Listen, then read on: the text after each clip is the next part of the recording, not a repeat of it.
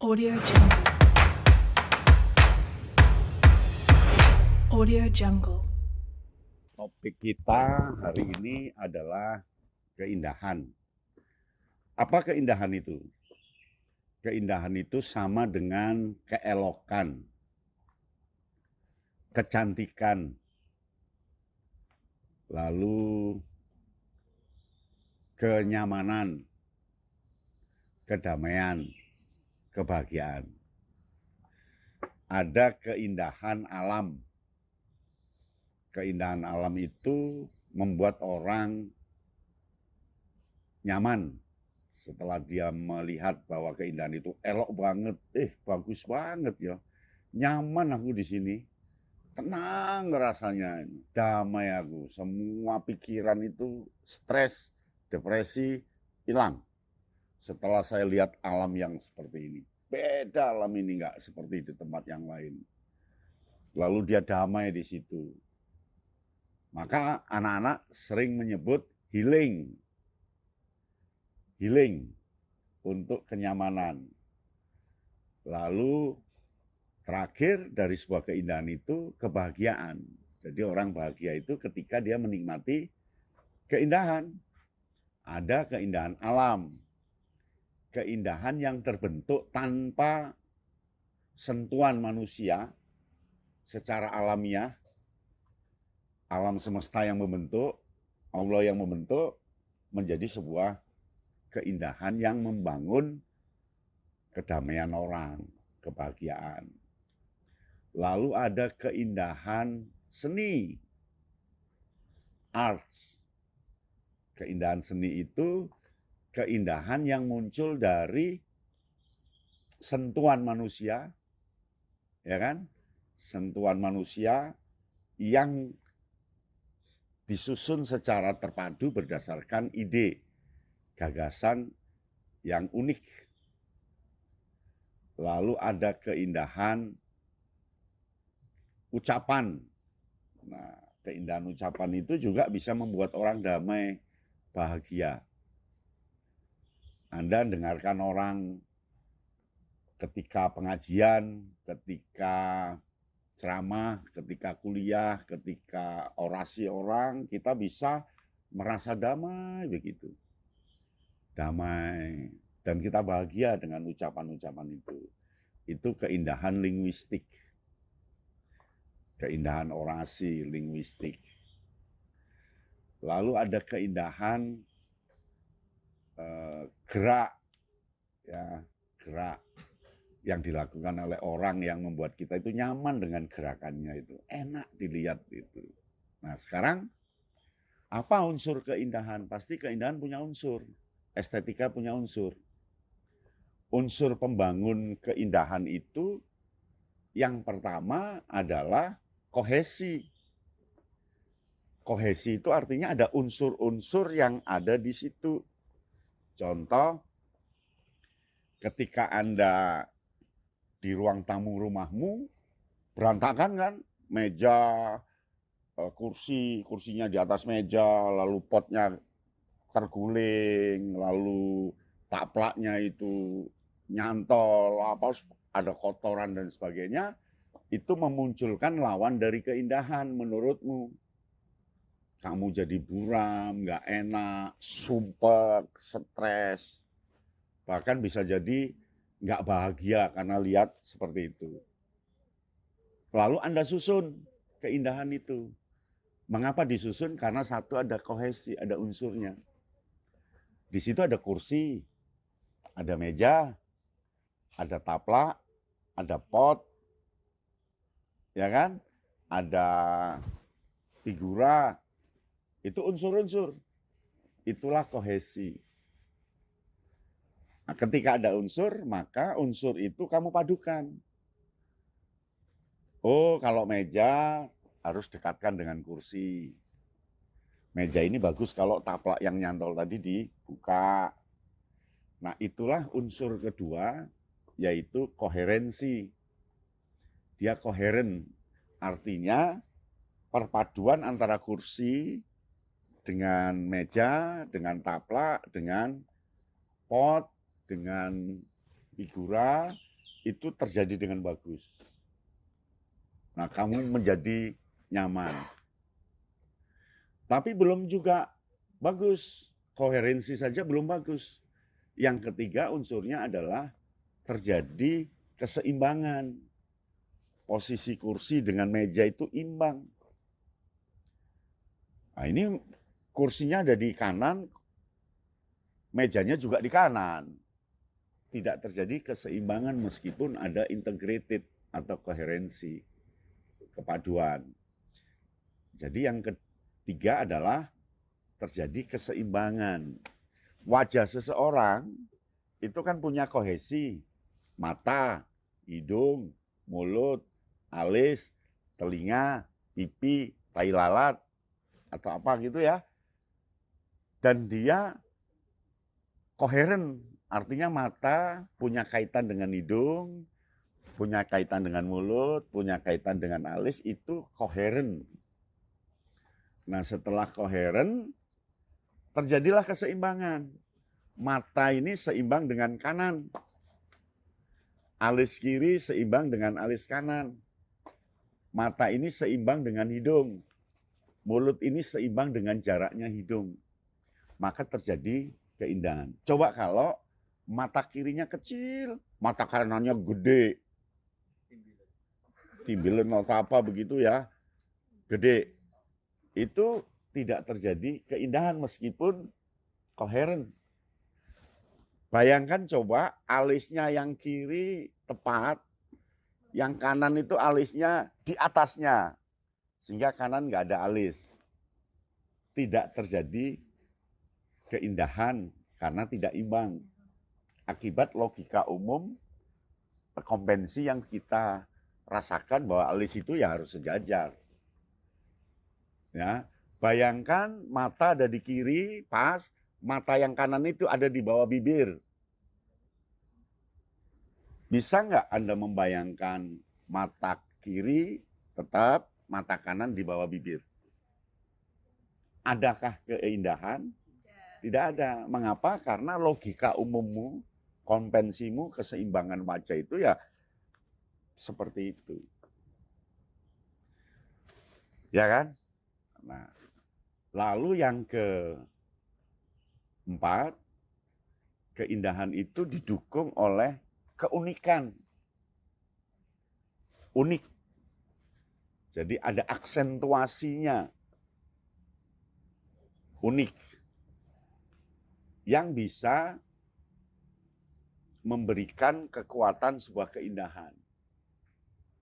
Itu pemandangan itu sudah ada keseimbangan antara pohon dengan gunung. Tapi ada sebuah keunikan warna gunung itu loh. Yang membuat unik itu. Nah, keunikan inilah yang bisa membedakan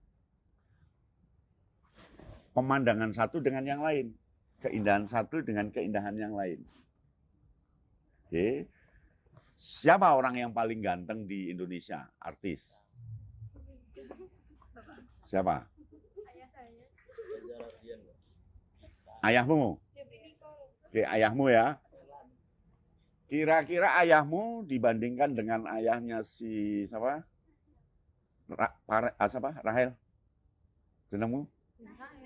Ya. Bandingkan dengan ayahnya dia ganteng mana? Ya. Dan Anda dari 10 ayah, 20 ayah dijejer, Anda sekian detik, bisa nggak kamu nunjuk itu ayah saya? Bisa. Mengapa bisa? Ya karena ada aksentuasi. Bukan cinta pertama, karena aksentuasi, ada keunikan di situ yang beda dengan lainnya. Artis tercantik di Indonesia siapa? Penyanyi. Apakah Inka Kristi? Inka siapa? Yeni Inka? Atau si Raisa? Cantik mana? Sama-sama dia punya kohesi. Sama-sama ada koheren. Sama-sama wajahnya imbang. Antara mata ini imbang. Tapi dia punya keunikan. Nah, keunikannya inilah yang membedakan dengan yang lain, dan dengan keunikan itu keindahan jadi spesifik bagi orang itu. Mungkin karena matanya sangat lentik. Mungkin karena hidungnya yang imbang dengan mata, tetapi hidungnya ini memberikan kekuatan yang bagus ketika dilihat. Ada aksentuasi di sana. Ya, contoh, kamu lihat tari ya, orang nari begini, terus gini. Kamu bilang nggak indah. Mengapa tidak indah? Karena pernah lihat seperti itu. Nggak indah. Tapi begitu ada gerakan yang apa begitu, yang ini unik, ini kegiatannya khas. Nah, Anda jadi tertarik. Jadi keindahan itu ditentukan oleh aksentuasinya, kekhasan yang selama ini memberikan ciri khusus itu sehingga kamu bisa membedakan. Ya, Judika itu punya kekhasan suara yang melengking, tinggi dan lama, napasnya bagus. Dan itu menjadi sebuah keindahannya si Judika. Ariel Peter Pan punya ciri khas jika dibandingkan Gigi. Jika dibandingkan grup lain, dia punya ciri khas. Jadi ciri khas itu adalah unsur yang keempat. Nah, unsur yang kelima sebuah keindahan itu adalah novelty. Novelty. Novelty itu kebaruan. Makanya novel itu ada kebaruan di sana. Sehingga dia akan geser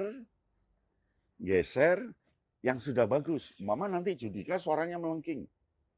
Tapi ada anak lagi yang memadukan suaranya Judika dengan Ariel. Ini menjadi sebuah baru, akan mengalahkan si Judika.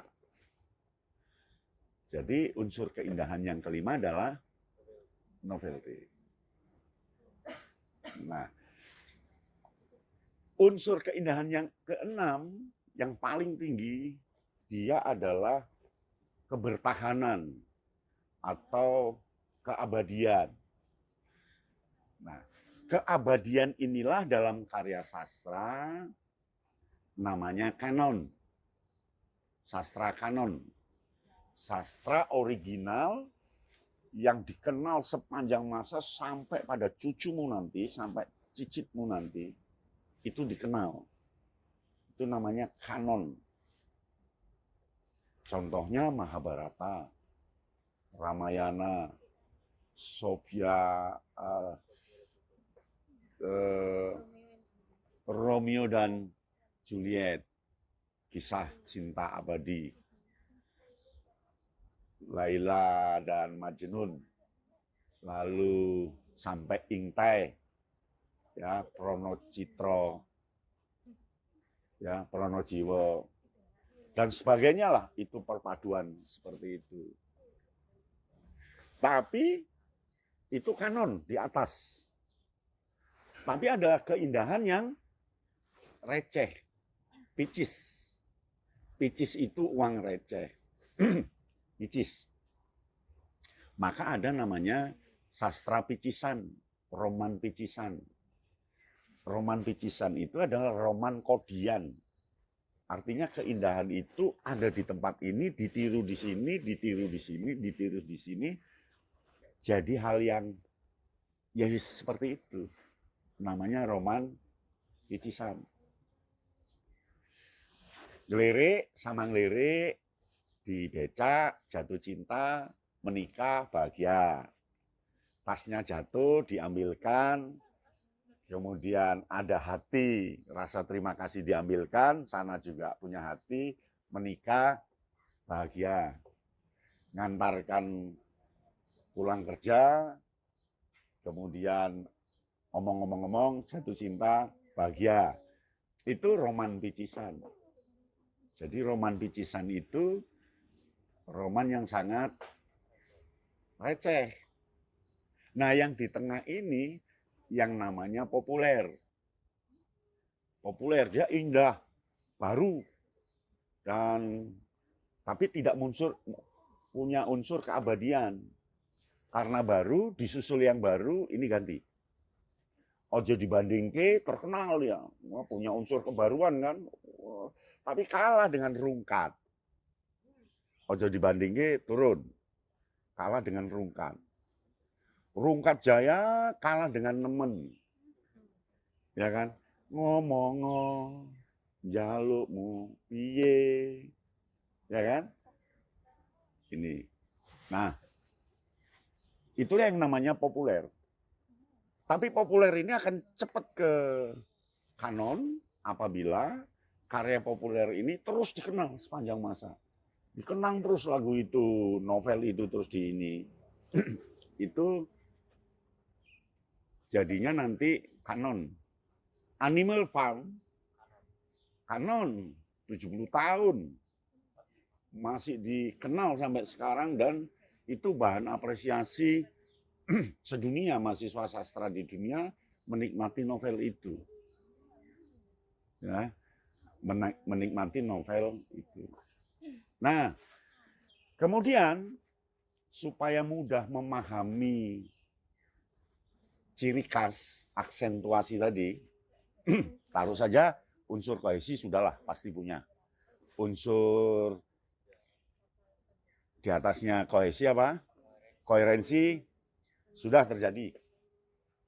Unsur keseimbangan sudah pasti ada. Nah, sekarang yang unsur spesifik itu ada spesifik tertentu. Contoh lewat garisnya, kalau itu lukisan, lewat perpaduan warna. Ini kuning nggak kuning, dan kuning ini nggak pernah saya tahu kuning seperti ini.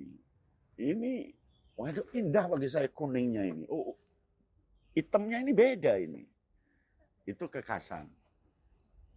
Nah, kekhasan itu kalau dia ilmu kecantikan, ini orang ini khas ITP itu apa? Bulu matanya itu khas itu, lentiknya khas. Maka dia akan mengapresiasi wajah seseorang khusus hanya membahas idep bulu mata dengan ilmu baca, tanya, diskusi idep. Di sastra ini khas ini ada paradok di dalamnya antara manusia dengan hewan dan terjadi paradok. Tugas hewan seharusnya A, tapi ini kok B. Manusia itu seharusnya B, tapi kok malah A. Ini terjadi paradok ini keindahan. Maka yang saya kaji adalah khusus paradoknya. Mau kamu baca paradok itu apa, ini apa. Oh, ini paradok, atletis ini paradok, ini. Ini ironi ini. Oh, maka kamu kaji, khasnya itu ironi. Ini karya sastra ini ironi. Ada perlawanan yang tegas, yang saling menjatuhkan dan ada ironi. Katanya A kok dia B. Katanya B kok ternyata A. Ini ironi. Tidak sekadar paradok, tapi sebuah ironi. Oh, ini kekuatannya adalah hiperbol. Jadi melebihkan sesuatu yang membuat kita itu enak. Jadi bolanya itu meledak. Dan nyeritakan meledaknya itu unik. Nah, ini ditandai oleh meledak, semakin apa. Kata-kata itu yang menjadi kata kunci kalau Anda memahami hiperbol. Oh, cerita ini bagus mempersonifikasikan di Animal Farm. Ada bagaikan, ada dia, ada sebutan nama orang ke babi itu di Animal Farm. Oh, ada ini. Personifikasi yang bagus itu di Animal Farm. Ini saya akan baca tentang teori personifikasi. Metafor. Oh, ini bagus ini, ada kata bagaikan. Semisal, seandainya, andai kata, dan sebagainya. Ini bagus metafornya. Wah, saya akan apresiasi estetikamu saya baca kemarin belum mendalam. Seharusnya menukik ke spesifikasi itu. Kamu mau bicara apa? Kalau personifikasi saja. Cari tanda-tanda yang kohesi-kohesi yang membangun personifikasi. Di situ kan ada ucapannya bagaikan manusia yang ini. Dia selalu berbicara, ini lu hewan, ada personifikasi. Nah, kohesi itu dicari. Sudah bukan kohesi sastranya, bukan kohesi tokoh, bahasa, setting. Sudah enggak. Tapi sudah kohesi spesifikasi tadi. Ngerti maksudnya? Nah, begitulah cara mengapresiasi keindahan. Audio Jungle. Audio Jungle.